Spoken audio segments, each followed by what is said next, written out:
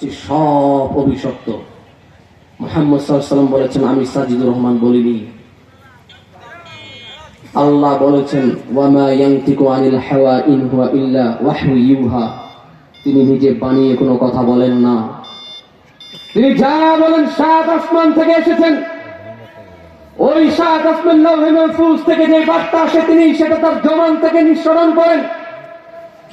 অতএব তিনি বলেছেন গোটা দুনিয়া অভিশপ্ত। অতএব এতে কোনো সন্দেহ নাই যে গোটা পৃথিবী অভিশপ্ত, ইভেন আমি নিজে অভিশপ্ত।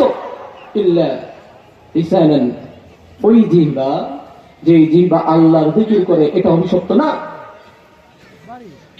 যে কাজ দ্বারা আল্লাহর স্মরণ করা হয় ওই কাজগুলো অভিশপ্ত না।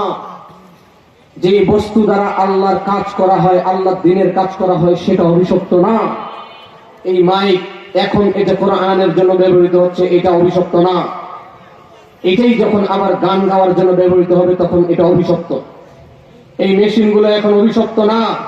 এটাই যখন আবার 16 ডিসেম্বরের সাংস্কৃতিক অনুষ্ঠানের যখন গান বাজনাতে এটাকে শামিল করা হবে, এই বক্সগুলো সাউন্ড সিস্টেমগুলো যখন সেইখানে সেট করা হবে, ওয়াল্লাহি ওয়াল্লাহি ওয়াল্লাহি তখন এটা নিশ্চিতভাবে অভিশপ্ত বলে আল্লাহ সুবহানাহু ওয়া তাআলার কাছে মনোনীত হয়ে যাবে।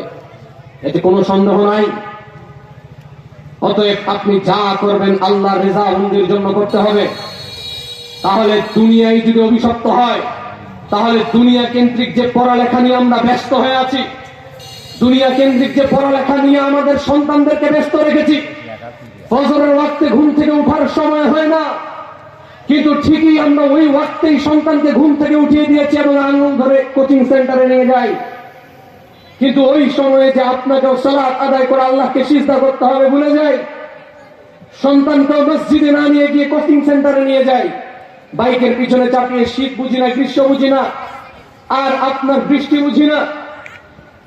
যেই মৌসুম হোক না কেন, যেই ওয়েদার হোক না কেন, আপনি আপনার সন্তানকে স্কুলে নিয়ে গিয়েছেন, যেই স্কুলে গিয়ে যেই পড়ালেখাগুলো করছে